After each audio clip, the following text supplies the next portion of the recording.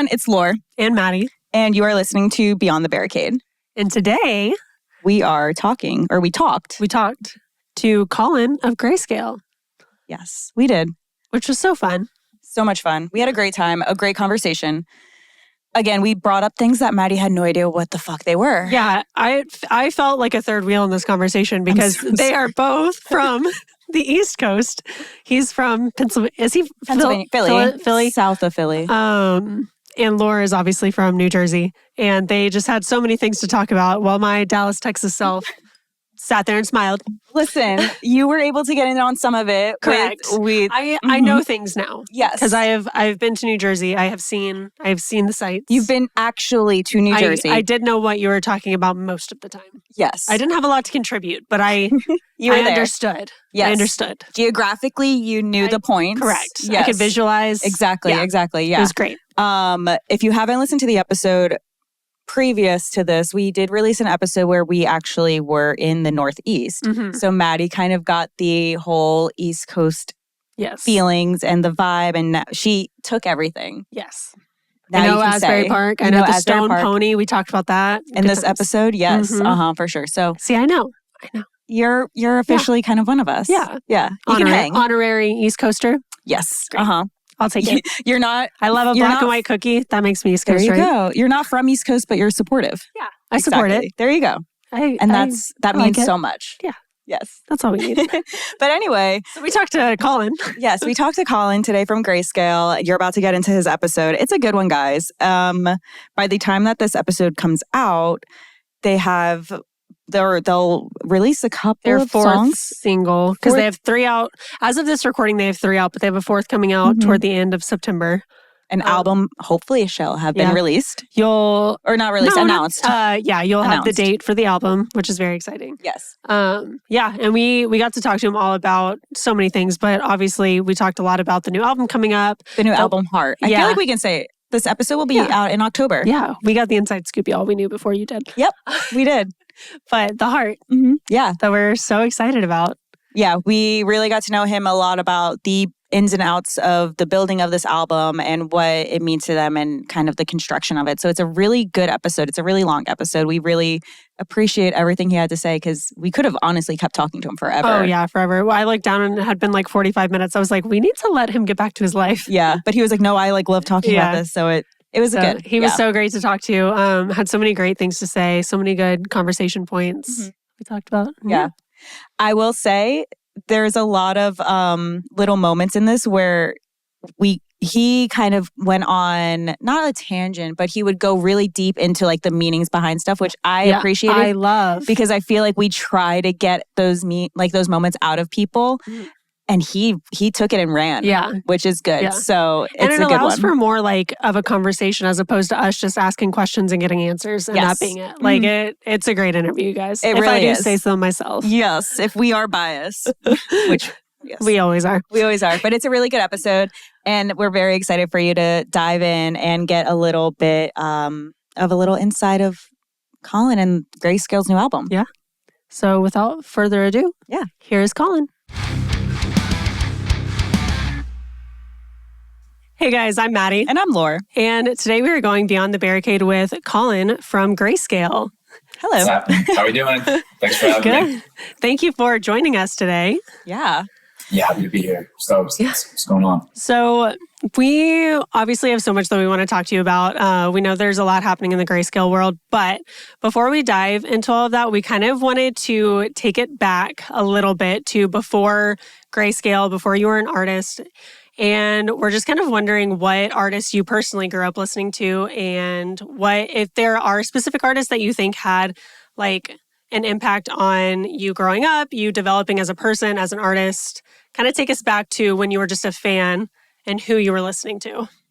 Yeah, for sure. I would say growing up, my parents listened to a lot of classic rock, a lot of Led Zeppelin. I think Led Zeppelin was probably my first introduction into like really diving into an artist like really heavily. And I think around that time or shortly after, I'd say Third Eye Blind was another one. So I would say Led Zeppelin, Third Eye Blind.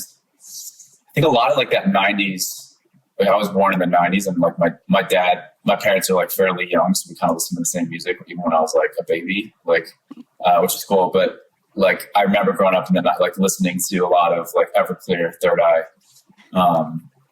Gin Blossoms, like that kind of stuff. It's definitely had a lot of impact on me as a kid. I think a lot, like band wise, probably Zeppelin the most, and I think like lyrically speaking, I think probably Third Eye Blind. I was going to say, I like that you just kind of like naturally mentioned who your parents listened to, because that's something that we get to talk a lot about is like who in your life had a big impact on the music that you listen to. Because I feel like everyone has it's a different story. Answer for that. Yeah. Because I know we've talked about like my parents were kind of the same way. They were super into the like classic rock, and that's what I grew up on. I just saw Journey and Def Leppard with them, which was great.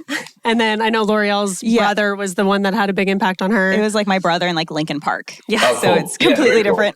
Yeah, so it's cool hearing you just like naturally say who introduced you to music. Yeah, I feel like too a lot of that is like where you grew up and stuff, because like I think where you grew up, like your artist like around you, like I don't know, plays heavily into it. Like New Jersey is like Springsteen for sure. Texas is like George Strait. It's I don't so know, funny like, because my mom loved Springsteen growing up. I didn't get it when I was younger, and I would say for the music we've been writing as a band the last few years, I would say Springsteen's probably the number one influence. Honestly, out of anything, like I think it was one of those things where like it just took longer for me, and when it clicked, finally, I was like, holy shit. Dang. Do you think that's more like storytelling lyrically? Is it like music? Sure. Like, oh, okay. I think it's the story. No, you nailed it. I think it's the storytelling for sure. I think that's so much of, and yeah, he's a Jersey guy. And like there's a venue in Asbury Park called Stone Pony, which is like, we were just there. Yeah. Okay, cool. Yeah. So that's like literally where I grew up. Yeah. Oh, you grew up at Cool. Yeah. Yeah. We were just there. I keep cutting you off. I'm sorry. Go ahead. No, we keep doing it with each other. Totally fine. Yeah. You go. Okay. I was just going to say the Stone Pony is one of Grayscale's favorite U.S. venues to play. Obviously, that's like an iconic one for Springsteen. And I remember like there's like Springsteen paraphernalia all over the walls and stuff. And I just never got it at first. And then I don't know. It was just one of those artists that took forever to click. But when it did, like it clicked hard. And I actually saw him last year in Philly, and it was sick. This was awesome. So yeah, definitely a good one. I totally get that, because when I was talking to Madison, I took her back home. I took her to New Jersey. We did like a whole like Lore's lore of like where I grew up and everything. Because we're in Dallas now, so it's very different than where I grew up, obviously.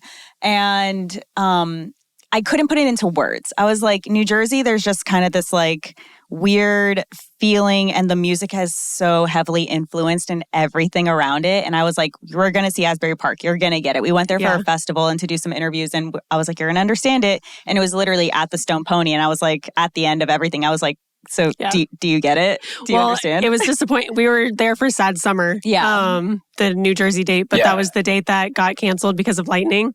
So we went there, but we didn't get to like actually see a show there. So that was disappointing. So now we've got to go back. Yeah, we do have to go back for sure. But yeah, that area is dope, and that like it's awesome. And it's funny because I'm just talking about Jersey. Like a better example specific to that is, and I think it kind of goes into the narrative of what we're talking about of like, I loved Bleachers, like the artist, for so long. And it took me, like, I felt like an absolute fucking, I don't know if I can curse on there or whatever. Yes, go for it. I felt like an absolute fucking moron when I figured out, I was like, oh, this is just Springsteen. Yeah. That's what this is. And like, I love the Killers, and I love like, Bleachers. So like in a weird way, I guess I kind of discovered it in like reverse order. But yeah, it's Jersey's sick. It's the best pizza. You and L'Oreal have so many parallels. She has a Bleachers tattoo that she got not too long ago. That's sick. Yes. Okay, cool. My little tomato. Sick. I love her. Yeah. Love Bleachers. Live New Jersey. We could do a whole podcast episode about New Jersey, sure. I swear. It's good. I like Jersey. Surprised we haven't. Yeah. East Coast music scene in general, I feel like is just so... It's different. It's different. Basement shows, you have no idea what those are. Nope.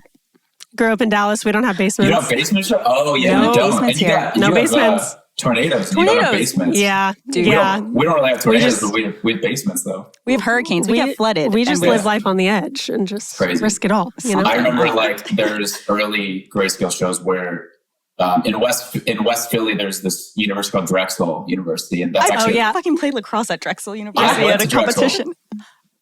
Did you really? We're the same person. I played lacrosse in high school. I didn't play lacrosse at Drexel. I played lacrosse in high school too. We did a tournament at Drexel University. Oh, Sorry. that's wild. Okay, anyway. That's so funny. We'll talk later about that. But yeah, so I remember playing like early Grayscale days when we play basement shows. Like those old buildings in West Philly, you couldn't even get like Nick, our drummer, his kick drum. We'd have to actually like take like on the front of a kick drum, there's all these like lugs, and you unscrew this thing, you take this part of it off to literally make it like 2 inches thinner to get it down the stairs because it was so cramped and tight in these like old, like shitty West Philly, like 100-year-old buildings. So you got to do a basement show. Actually, maybe you don't. But no, you really don't. It's like a rite of passage kind of thing. Yeah. I feel like if any band's trying to like come up, you got to go through have to do a New Jersey leg or like a East Coast run and do a basement show. There was this. I'm not going to get into it. There was a venue called The Space in upstate New York, I think it was, or Connecticut, and it was literally like a shack, and you had to go down, and it got dark and cold. It was a moment. Yeah. It's very basement fitting. shows are great. Yeah. Yep. Dude, it's taking me back. There's some funny stories of college shows and stuff. That's funny. But that's where I got into music, so that's totally funny. Okay, well, now that we're talking about the kind of cutting your teeth at basement shows, we also kind of wanted to ask you about the start of Grayscale and how the band came together and how you came up. Any fun basement shows you played, whatever you want to share. Yeah, I mean, I knew Nick in Dallas.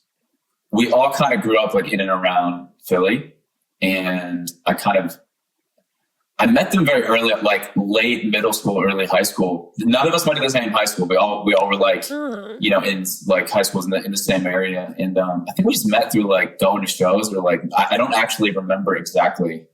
Actually, what's funny is Nick specifically, I put a Craigslist listing out because I needed a drummer, and Nick actually was who I met. This was in like 8th grade. And I think from there we like connected with Dallas. Like that's how it all started. Like it's a long time ago, but it's wild because like I've known them since I was 12, 13-ish, like around that time, 13. So like I've known them for more of my life than my life without them. And like I mean, those guys like literally my brothers. Like we talk and or hang out every single day. Like it's me, Nick, and Dal and Andrew. And Andrew was just like, he came into the fold like probably a year and a half later.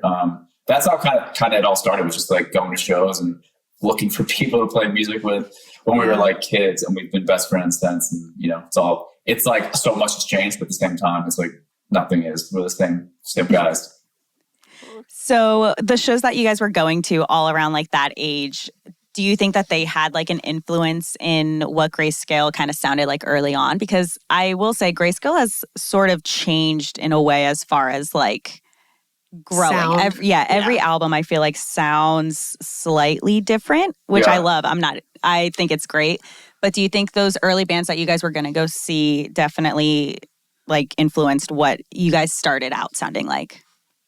I would say it's a tough question to answer because it's like partially yes, but the other part of it is like that's just sort of your like when you start writing music. It's like, I mean, so much of punk music is simple, like punk, like, you know what I mean? So a lot of it is like it's sometimes hard for me to differentiate. It's like, is it what we listened to that was more like punk rock stuff early on, or is it just like we didn't have the palette to kind of know how to write music like beyond that? Is that something that just, I think as time went on, it like evolved. And I think it's funny, everything we've talked about is so much about like, I mean, I know we were going to get into this already, but our new record is so much about like who we are, where we're from.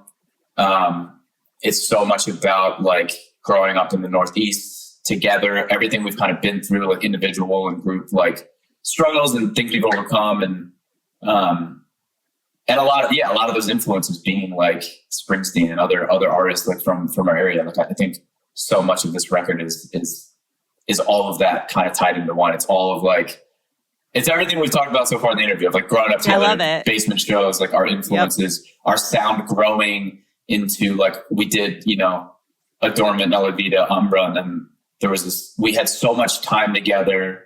Because the majority of Umbra, our last record, was written and like kind of ready to go prior to COVID really hitting hard. That's what I was going to say. It was like released in 2021, right? Yeah, and it was kind of early. It kind of wasn't, it's just like, I mean, a lot of artists felt this way, but it's just like you put out a record, it's like, okay, like we can't tour on it. Now what? Like, here's an album. What, like, enjoy it. Yeah, and that was one where we took like a big jump in terms of like, it's very, I feel like that record is very like theatrical and performative. There's a lot of choir and piano and 80s influence and strings. And it's like a lot of, it's kind of the first time we stepped out and we're like, you know, I want to like bring in a choir. You know, we had a choir on one song on Nella Vida, but like it kind of was this like, let's really, all these like other outside influences beyond just like rock music, let's kind of bring these in further.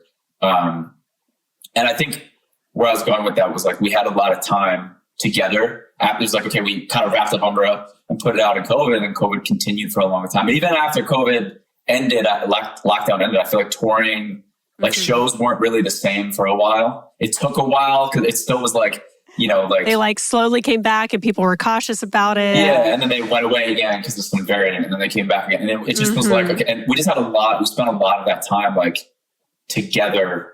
I think when you write music and you grow, it's like you have all this, all these things at your disposal, all these different, like, you know, there's more producers and writers involved, and there's more like things you can use in the computer and all this extra shit. But I think so much time we spent after Umbra was like just writing together in our room, like in our studio room in Philly, like we did when we were, you know, in high school, early college. Yeah. Like we kind of very much stripped everything down again, and we're like, we want to take our time for this next record. We don't want to, you know, we don't want to, we really want to make sure we get everything about our band, us as people, us as artists, like everything about, you know, what we've been working towards and where we've come from. Like we want everything to be very, very clear and very like, we want it to come off as the most authentic version of our band that's ever been. And I like couldn't be happier with the result. It's the longest we ever went between records. We've never gone, it'll have been 3 years, which is crazy. Oh, wow. But yeah. So as far as like putting out a full, like a record or an EP or anything, like we've had obviously singles rolling out and stuff, but yeah. You kind of went back to basics. Yeah. Yeah. We just went back to like why we love it. I think it's like, it doesn't necessarily get better or more fun when there's just like more of everything, more things you can use, you know, more like so I think it just was like, and to be honest, I feel like a lot of us had a hard time with like just music we were listening to, and like myself, you know, I think where music's at right now in general, like I have a hard time finding music that I really like love, like new music. I think a lot of it, and that's no slight to anybody. I think creatively, we very much settled into this mindset of like, what we're going to put out next is going to be the most honest and authentic and well thought out and curated version of us, and vulnerable and real and all that stuff. Like we really wanted to lean into it, just being like, you know, I love that. Yeah. We put out Summer Clothes, and that was like the most playful song on the record, like by far. And that was, and I think with everything that's coming, well, everything after summer, after Summer Clothes, like the sentiment of the record is it is the most serious, it is the most deep and meaningful record as artists, as people, as a lyricist that we've ever made, for sure. So we're very, very proud of it. That actually leads me, and I'm kind of excited about that because I was upset. I'm actually kind of mad at you right now because you did not have to hurt me so much emotionally with the releases you put out. Yeah. Between like the very first two, I was like, holy shit. First of all, you came out swinging. You really did. With Not Afraid to Die and Mom. Yes. Talking about mom smoking inside I was like, oh, we're like at home. I'm at 7 Center Street right now. And like, this is personal. So thank you for that. And then you release Summer Clothes. And I'm like, oh, we're talking about sugar on collarbones. And I'm here for it. Oh, but yeah. I love it. And I love just the scale of everything about how you can go from like one extreme to the other, but yet they still are very personal and still are very emotional. And I kind of wanted to ask for you, as you are the ones releasing these songs and these singles, is there a certain like reason behind what gets released first or the order that you put things out? And if so, like just why? Yeah. Why? I think Not Afraid to Die was so important for us to put out first, because that to me, like that was, I think, the first song we actually wrote eventually, like when it was time to really like, okay, we're going to put out our next album. Let's start like taking these things we've done, in lockdown together and, putting it into one place. Excuse me. Not Afraid to Die was the first one we like wrote in a session. We were like seriously sitting down and writing for the record. And, I just think everything about that is an example of everything we had just talked about, of like the core of who, like, how do you put who we are and our life experiences and what the most authentic version of Grayscale and as people, as artists, like how do you put that into a song? And I think Not Afraid to Die was the first time we really tapped into it and did it in a way where we were after we wrote that, we were like, oh, okay, like this is we can do it. This is like what it should, this is what it feels like this is what feels the best and what it should be. And I think from there, it just kind of built. And, obviously like Mum 2 being the follow-up to Mum 1, like, yeah, like that same thing as Not Afraid. Like it very clearly, like paints the picture of, I mean, obviously that one touched on our first record, but very much like continue to, just tell the narrative of our band, of this raw version of us as a rock band. And I think, Summer Clothes is a little bit of an outlier, but like, as far as the order, I think it's just not, it would definitely was with Not Afraid to Die. It was like, this has to be first because it is like right in the center. There's like the spectrum sort of more and less serious songs, and Not Afraid to Die is sort of right in the middle of like down on the nose of like, what if I could sum the record up? That's very much so was a good first thing to lead with. But after that, I think just, I think Mum for Mother's Day and Summer Clothes for summertime were the most appropriate. Kind of just worked out that way. I think now with music too, it's like it used to be, you get 2 or 3 singles, but now it's like you roll out so many songs. Like we'll have rolled out 3 more singles and announce the record, like, or whatever, multiple singles and have the record out, whatever, by the time this comes out, or pre-orders rather. And, so there definitely is like a deliberate reason for it, but I think it was most important in this process. This was a long way of saying Not Afraid to Die was the one that we really were like, this needs to be first. Yeah. I felt it. Yeah. I really appreciate how you mentioned that you guys really wanted to take your time with this record and do it well. And that's something that we've talked about individually and on other interviews before, of just like intentionality. And I think social media can be such an asset to artists, but it can also be to artists' detriment as well, because I feel like it's so easy to get caught in that process of like, okay, what are we doing next? Okay, we put that out. Now what? Now, and like the rush to just always have something new out, I think is very alluring, and it's hard to not fall into. Yeah. And to get like wrapped up into. Yeah. It's such a great point. And I think I'm glad you said that, because I think part of what I wanted to depict is like that exact conversation was something that we had as a band, was like, either with like the way all of this is with socials and all that, all the bullshit that we don't care. We just don't care. We never have, we never will. Like, it's just something you have to do. And like, I love it being a tool for fans to follow along, of course, like obviously. But as far as like,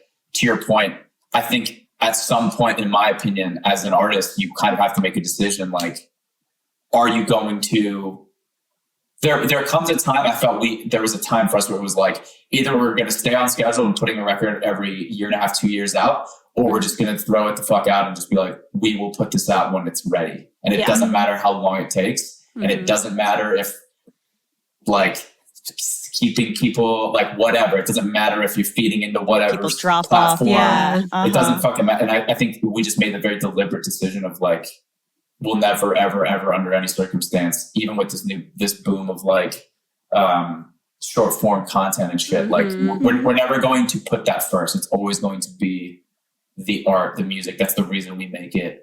That's the reason we do it, is like we love genuine music. And I think it doesn't matter the amount of time, but like it takes, but Grayscale will never, you know, we just made the decision. We're like, we're never going to go the other way. We're always going to stick to taking the time we need.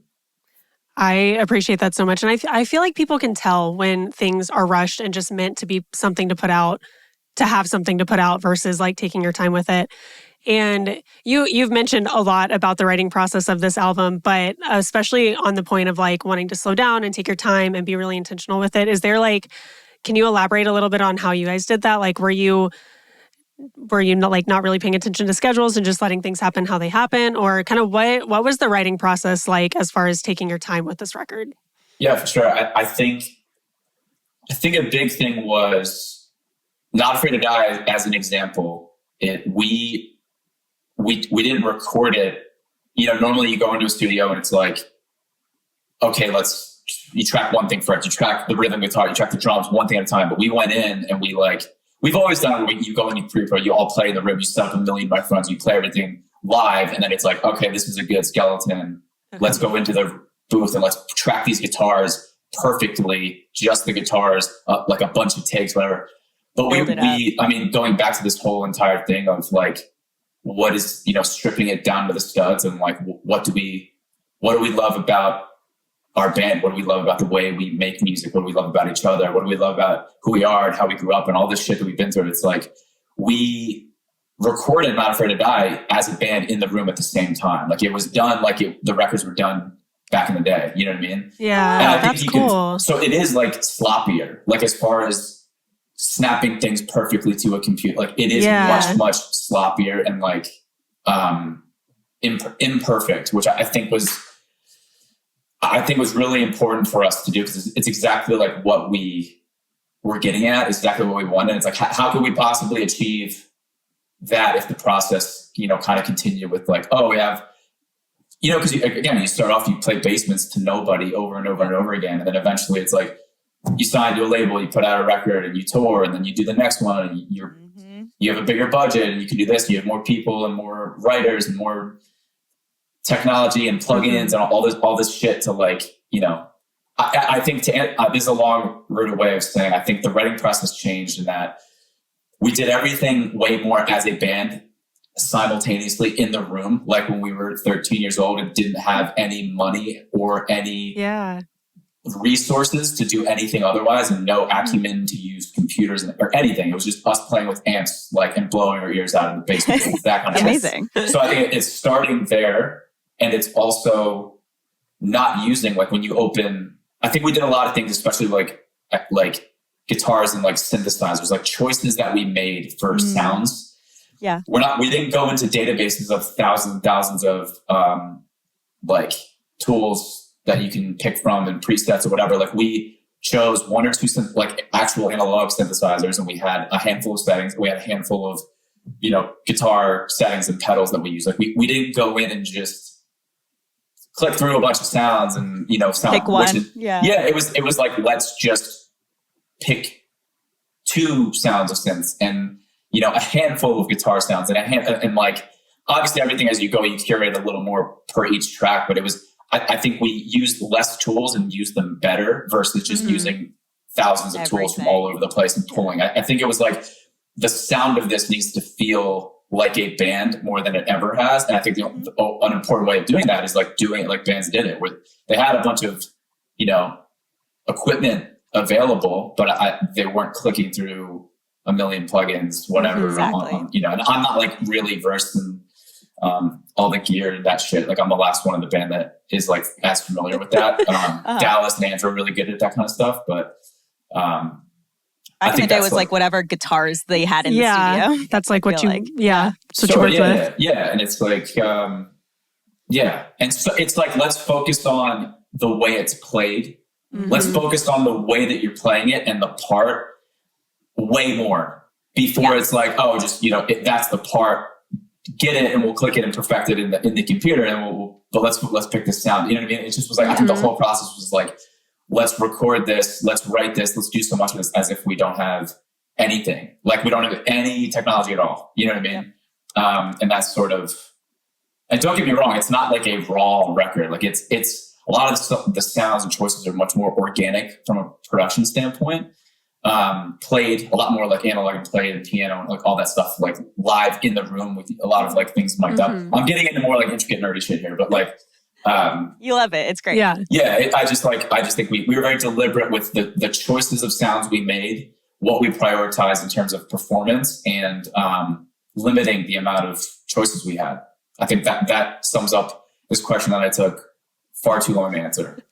I appreciate that you did. Yeah, honestly, you can tell that it's a very important part of the new album coming out. For sure. So we're totally okay with you having your moment to explain because it's important. Yeah, no, absolutely. I will say one thing as a fan, it's to hear the songs for the first time. And for me, like in general, perfect example, making that connection and like having my own like interpersonal like thought or, feeling behind a song. And I'm sure for you, obviously, there are, things that you think about as you're writing a song. Does that go into anything or is there any sort of like extra element into the performance of it? Does it kind of like weigh heavier when you perform it? Or is it just kind of one of those things where it's like you feel everything in the recording process and then you're good to play it and it lives out there like in the universe for people? That's a great question. I definitely feel it. I like, it's so funny because I am so like, it's hard to explain this. I'm not sensitive, but I'm like emotional in the sense of like, I feel like I wear my emotions on my sleeve. Like the boys, everybody knows that I'm like very, when you know I'm in a good mood, you know I'm in a good mood. When you know I'm in a bad mood, I'm in a bad mood, whatever. It's very obvious. But I think all that being said, I'm not like a very openly emotional person about like serious shit, like deep shit. I think I'm getting better as I've gotten older. I think I read a ton I really got into like Buddhism, Taoism, like a lot of literature and spirituality in this writing process too, which I think has allowed me in many ways. And there's some things like the song Let Go that has lyrics about like, it kind of touches on those kind of things. There's a few points in the record where it's pretty subtle, but like there are references to kind of like this sort of new like spiritual foundation that I've sort of found and been practicing. But I think I've been really like making music is when I am the most vulnerable by far. It's not like the things I talk about, the things like that are expressed, things that are written and put into the songs like are there because they're not things that I want to talk about in person. So I think to answer your question, I do struggle a lot the first however many times playing songs. Like I think, like I know for a fact there's certain songs on this record that when we play them live for the first time, I know I'm going to struggle to keep it together. And I think some people maybe are better at it than me, but for whatever reason, like it takes me a while to kind of callous to them. Like we have a song on Umbra called Live Again about my dad, when he was like really sick and in a coma for a long time. And like all this, like it was kind of my experience with that. And I remember like the first however many times we played that, I like could barely get through it. I just think it's like, I don't know. And I think that's just because it just comes from like a tough place. You know what I mean? And so I think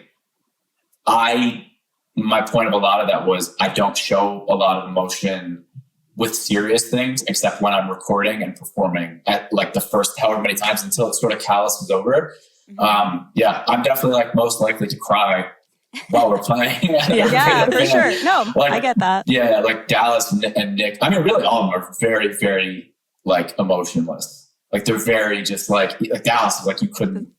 It's so funny. Like he's my best friend. He's like such a teddy bear. And like I know him. I've like obviously known him since I was a kid, but like he just has the same demeanor. It doesn't matter. He's the same demeanor, and everybody always thinks he's like pissed, but he's not. But I don't know. I'm just always the one that like. I would win the most likely to cry superlative. Same. In our band, for sure. Very much. Yep. Same.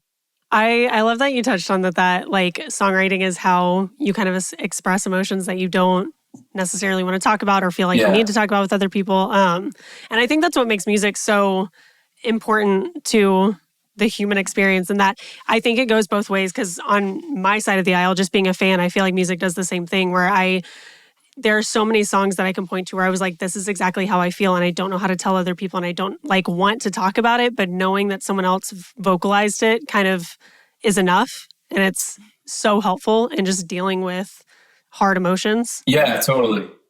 It's art. I mean, that's like, it should, it's important, and it's like, it sounds so like heady cliche, but it's like, it is a universal language. Like, it's cool. It's something that people, complete strangers, connect with it. That's why I like fell in love with so much of it, and like lyricism specifically, and why I read a ton of poetry, and why I love that stuff. Because it's like, I forget who the quote is, but I think it's actually an actor has some quote about how like poetry, people discover poetry like when they need it, when you can't rationalize like a human experience. A lot of the time is when people kind of stumble into poetry, which I think is so cool, because it's like a lot of the time it's short form and it's not super long, but it's like it's really well articulated human emotion, in it's writing. Like in Dead Poets Society, when he's like, people don't read and write poetry because they think it's fun and cute. Yes. Exactly. Right. For sure. And I it's important. And I don't know what else. I don't know what we were talking about. Sorry. It's important. Yeah. That's it. Yeah. Well, and so along with that. Sorry. Before because I know I will forget not to cut you off. But no, please. I think touching on what I said earlier about like having, I love all kinds of music. I love hip hop. I love pop music. I like a lot of country, like all kinds of shit. And it's no slight to any, because there are all sorts of spectrums of like genuine and more just fun, whatever music, as far as like the sentiment of it. But I think for Grayscale specifically, what I was speaking about earlier, after Umbra, when we had all this time, I was like, so much of these old records that I love, there's this deliberate reason. There's the story. There's like you Springsteen, the storytelling, all these things of like, there's this really, really intentional storytelling to it. Yes. And it kind of like was a challenge for me, because a lot of Grayscale stuff, even prior to that, like I usually write things in poems first, and then they kind of turn into music. And I think a lot of the deeper ones are a little more, in the past have been a little more storytelling oriented. But I think this record specifically, I really took a lot of influence from like Springsteen and stuff of like that storytelling element. Still having the colorful like lines and the poetry or whatever, but I think there was more of an emphasis on like writing the story about who we are, where we're from, what we're about, all of these things. And I think like at a certain age, you sort of face a lot of things when you're older that you kind of put off for a while. And I think a lot of this record too is like touching on all of that, like facing a lot of that. And I think, I think that deliberate approach to writing music, I was like, I want us to write the realest, most like raw, organic, intentional music we've ever written. And that's so much where that comes from. I think I struggle listening to like, we didn't want to write music like, this is catchy, people will like it. I think that was something we were like, and that's fine if that's why people like, I'm not a hater in any way, shape or form. Like there's pop music I absolutely love that is about nothing, and that's fine. But it's like, just for us and this record, that was a very important thing where I was like, it needs to be a certain way. For sure. So you mentioned that this album is obviously about like you guys as growing up and where you come from and all. And so obviously it's going to be very personal experiences and lyrics, but is there anything that you're hoping that fans get out of it or take away from it? Or are you hoping that it's received in a certain way? I don't really care how it's received, in the sense of like, it is exactly how it should be. It's exactly what it was supposed to be. It's exactly what we set out to do. Great answer. It is our unanimous favorite record. I think it is the best performance and writing and sentiment and sound of any record we've ever done.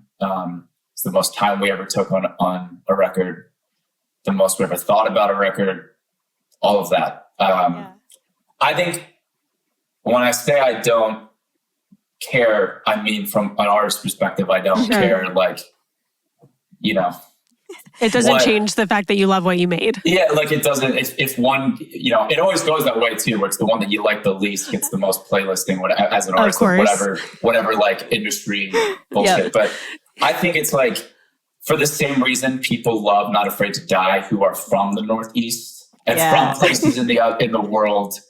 You know, I think there's like certain regions of different countries too that have similar sort of upbringing and understanding of like what that song deeply is really about. I think that human connection is, to me, is like that is what to me is successful. Yeah. It's like people really fucking get that, and people who don't maybe are like, what is this? What is this about? This, like, why is this so relevant? Why are all these very specific details relevant to culturally, like how this band grew up and who they are? And I think it's new people discovering that and loving that, and it's the people who are born or are familiar with that culture or whatever, like really, really empathizing. Embracing it. Embracing it. Yeah, exactly. For sure. Yeah. And they're like, we'll start a podcast and tell you about it. Yeah. It's so important. For sure. Yeah. Oh, man. I could go on, honestly, but we really don't want to take up your whole afternoon. Good. No, you're good. I will kind of say, like, one thing that we just love is the fact that you guys are so intentional, period. And I feel like that is becoming like our fucking word. But I like intentional people. Yes, honestly. Yeah, we keep finding people that are very intentional and people who put out things that they care about, and they don't really care about who the fuck cares says about it. And we had a whole conversation about this, about just like creating things that you want to be in the world, and like creating things that you want to exist for the sake of you wanting them to be out there, and not like necessarily, kind of like you said, like music, like pop music, that obviously we have pop music that we love too, but it's not really about anything, and it's just meant to be fun and easy and draw a lot of people in. But then there's stuff that's very like intentionally created to express something. Yeah. There's so many times I go up to Madison where I'm like, this fucking song, this one line, this like what, and I literally like will play it 3 times and I'm like, did you hear that? This 10 seconds? Yes. And you guys do that. And so I think it's appreciated. So keep doing it. It's amazing. Don't never change. Never change. Hashtag never change. Plan to. Yeah. Thank you. For sure. No, I'm with you though. Yeah. I will ask this question, and it's kind of our like little wrap-up question that we do with everybody. We just kind of want to know, because I mean, your record is done. It's recorded. You guys have a release date, everything now. What are you listening to right now? Because I feel like a lot of times if you're maybe trying to hone into like, you know, a certain sound, or you're trying to remain, like you're trying to keep those influences like relevant as you're writing or as you're doing X, Y, and Z. Once you have the album kind of said and done, are you just like, I'm listening to whatever now? Like I can be open and available to like other types of music, or do you just not care and you just listen to whatever? It's a really good question. I don't think that's tough to answer. I don't really think there's anything where the record wraps and I'm like, okay, my research is done. I can go listen to what I like.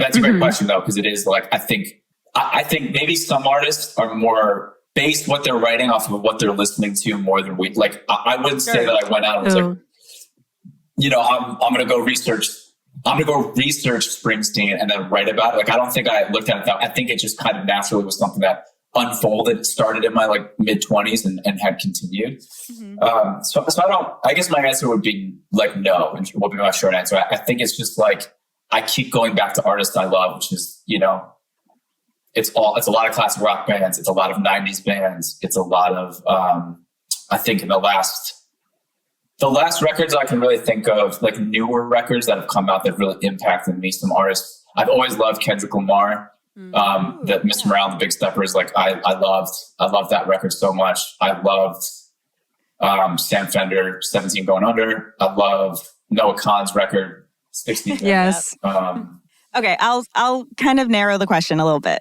Yeah, because I feel like it is so like broad. It's hard. And you can keep going. Yes, okay. What's your like top 3 last plays on Spotify or Apple, whatever it is? It would probably be. I'm gonna look it. You can look at it. Yeah, look it up. I'm gonna look right now. Mine is like always a fucking random thing. Somebody will grab my phone. I'm like, no, don't look at that. What are yours? Mine currently would be, oh God. Oh, I got mine. Yours is 21 Pilots. Yes. Sick. Okay. I don't know. Let's all share ours because I'm excited. A lot of recent. So like excluding kind of some of the older bands that I've continued to come back to, which is I've already said Zeppelin, Third Eye Blind, Oasis, whatever. Military Gun is a band, like a newer band that I absolutely fucking love. Fontaine's DC is an Irish band that I really love. Inhaler is another Irish band that I really love. And Drug Church is a band that I really love. Yeah. I've heard a lot of Drug Church recently. Yeah, those are like the last 4 kind of artists I've been digging into. Yeah. Mine are, I've been listening to a lot of self-titled 1975. Yeah. Recently, State Champs put out their new stuff. I listened to like a lot of like pop punk that I just grew up listening to. So like With the Punches is another one that I keep going back to. Nobody knows who they are, which I love.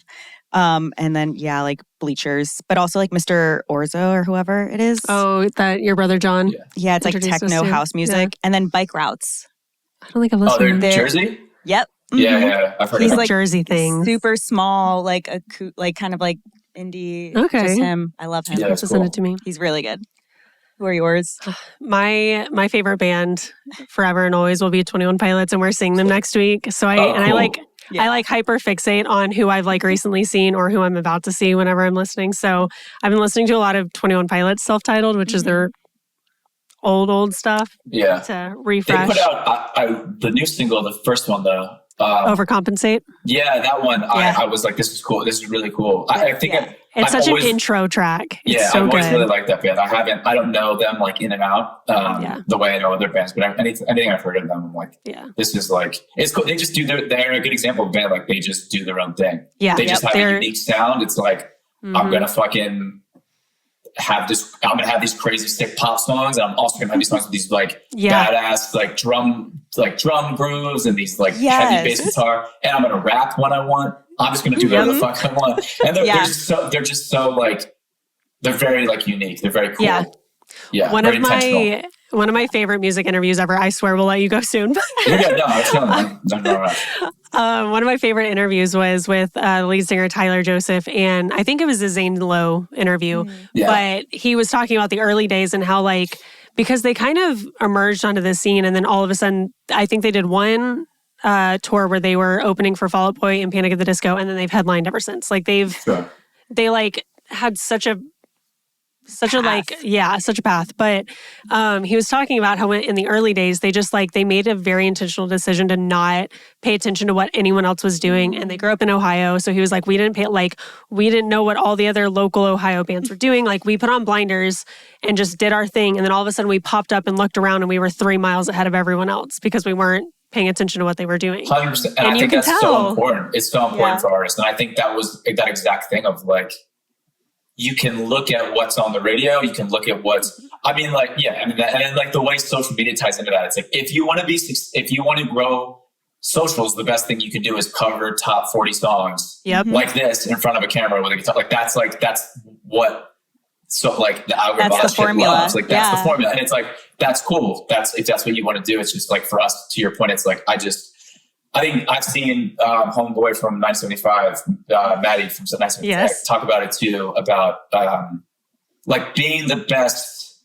at what you do. Like there's already a Radiohead, there's already a this, there's already a like 975 is just, it's obviously like so much of this taken from the 80s, but it's like they've done a real like such a cool job of like, let's be the best version of like what this is. Yeah, he talks about like the chord progression. He's like, it's a simple chord progression, but it fucking we knew what we were doing with it, and we for sure. Yeah, another very intentional band. Another band I love and take a lot of inspiration from for sure.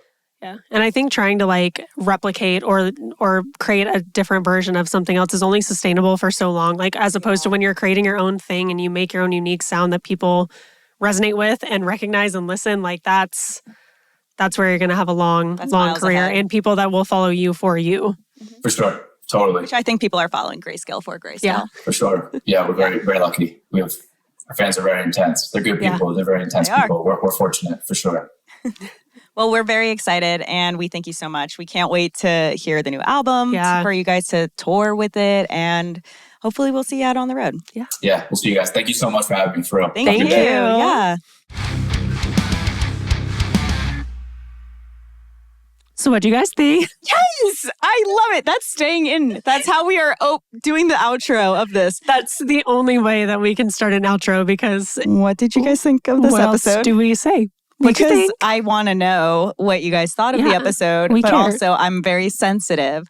So if you don't like it, Don't tell us. don't Keep that to yourself. but be honest No, if you like it. don't do that. Don't do it. Yeah, Mhm. only good things. Anyway, Madison, what was your favorite part of talking to Collin? so much stuff. It was a big episode. It was I think this like is in real time. Yeah, this is one of the longer interviews we've done, which I appreciate because, like I said in the intro, it just felt so conversational. You nailed it. Words are hard. It felt so conversational as opposed to us just like asking someone questions and them responding. But just because I had a personal touch point on it, I really loved how he mentioned how they were being very intentional with this episode and taking their time with it. Yep. And he talked a little bit about how like writing and making music is kind of the most emotional state that he gets in. And it's where he like kind of works through things and is able to say things that you wouldn't necessarily talk about with other people. And I said it during the interview, but I feel like just from the flip side of being a fan, music does the exact same thing for me. I am, unfortunately, if you're not sick of me yet, I will bring up 21 Pilots once again. Wait, what's your favorite band? As I do every episode, 21 Pilots, Tyler Joseph. Yeah, that's Madison's. That's not mine. Yeah, I'm letting her borrow it. If you're listening to this, I have a very important to me framed Maroon Weekly from when I was in college where 21 Pilots came and played on our campus. Anyway, 21 Pilots. Off air, we had to talk with Collin a little more. We had to reset our cameras. Yeah. And so we had like a little brief moment of like being like, hey, like we're like pause really quick. 1 sec. Let's just yap. Yeah. Madison had a moment. She saw her opportunity and she took it. We brought up 21 Pilots because what we were listening to, and you really took it and ran because he was talking about how long it took them to like write the album and how they don't really care what other people are thinking of. All right. What was your favorite moment about talking with Collin? My favorite part of the interview, there was so much good little nuggets that we got to talk about with him. And like I said in the intro, I really appreciated that it was a very conversational and he like kind of, it was more than just us asking questions and him answering. Really, like dive deep into it. Yeah, it was. He dove deep into it. He dove. We had dove right this in. last conversation where we said dip, dive, dove, and yep. He really answered the questions. Yes. Wow, that was such a bad laugh. Yeah, so there were so many like good little points that we made. But I really love talking about how they were just kind of taking their time with this record and weren't putting the pressure of like, we have to get an album out in X amount of time. And I said this during the interview, but I really love that because I've said this a couple of times on this podcast now, but I just like, I feel like in the world of social media, there's so much pressure to just keep pumping things out. And as soon as you're done with one thing, as soon as you're done with one thing, you're on to the next. And like, I feel like it's become a game of quantity over quality, which is detrimental to the creative community, I think. Absolutely agree. So I appreciate that it's so evident in everything he talked about that they were so like careful to take their time and not rush through this and really make the record that they wanted to make and make it exactly how they wanted to. Yeah. And I love that. And it made me so excited for the new album to come out. Yes. It's going to be so good. What was your favorite part? My favorite part was actually a moment we had off air. Oh, yes. Yeah. So we had to stop the recording and then both us and Collin have to stay online so everything saves. So we got to have a cool little off-camera chat as well. Yes. Is it more New Jersey? Yeah. Yeah. Okay. Well, hold on. I respect it.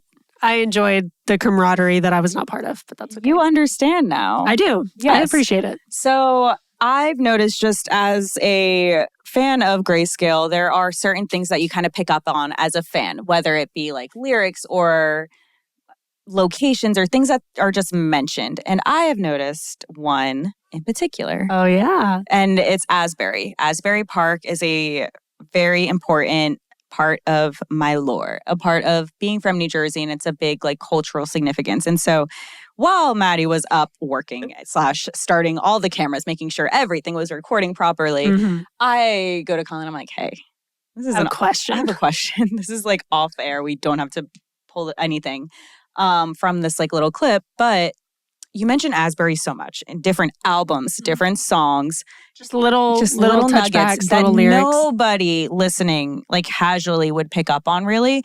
And he was like, "Oh no, it's Asbury Park," and I was like, "Thank you, I knew it." And so yeah, we bonded. I love that y'all had that conversation because I knew the song Asbury before knowing you. Or what it was really. And it's funny making that connection now to where you obviously instantly got that. Yes. But it's funny now, like having been there this and knowing guy, what it was. I was like, wait a second. Literally right before like we were like sitting down recording with him, I started to play it and I was like reading the lyrics as going, I'm like, this motherfucker did this. I was like, look at what he did. And I was like, Madison, did you hear that? And she was like, yeah. Heard it. Yeah. And I was like, you don't understand. She got very excited. I was excited for her as well because it was a revelation that we discovered together. Yeah. But anyway, those were our two little key moments, I think, with Collin. The whole interview is great. I'm so excited for this album and for everything that is going to come after this. Like the tour is going to be amazing. Yeah. And the singles are already incredible. I can't imagine what the rest of the album is going to be like. Yeah. And just kind of like hearing back about the writing process, the recording process, kind of hearing his stories on little moments that you wouldn't know. Yeah. I don't know. Yeah. I think it's great. And it's going to be a really good one. I'm excited. Yeah. So I don't know when, or as of this recording, we don't know when the album comes out. You do now. Yes. But we're looking forward to that. Hopefully a tour announcement will follow that. And so keep your eyes peeled for all things that Grayscale are putting out, all the things that they have to come. If they do tour anywhere near you, you've got to go. They're incredible live. Even if they don't tour really like in your city, get in your car, get on a plane. We've done it. Buy the ticket and just go. Have a cute little night. Yeah. Yeah. It's worth it. It is worth it. Make sure you guys are following Grayscale and checking out their singles, following, for album releases, tour releases. It's going to be a really good, It's going to be a good little era, little album cycle of Grayscale that you will not want to miss. Nope. And make sure, as always, you check us out on all social media. This is the part that Madison loves to do so much. So Maddie, take it away. Guys. Can you subscribe? Can you please? And can you rate us a 5-star? If you're going to rate us anything less than a 5-star, don't bother. I love it so much. And write us a review because that's how we get found. Yeah. Make sure you're following us on social media. We are backing the barricade on all platforms. We have Instagram, Facebook, TikTok, all that jazz. All the things. Not LinkedIn. Nope. Never LinkedIn. Yeah, make sure you're following the podcasts. We also have YouTube if you want to watch the videos. If you're listening to this in your car, check out the YouTube video because, it's just chaos. When you get home, don't watch a video while you're driving. Yep, don't do that. Anyway, guys, thanks so much for listening to this episode. We're excited to have you guys along, and we will catch you on the next one. Bye. Bye.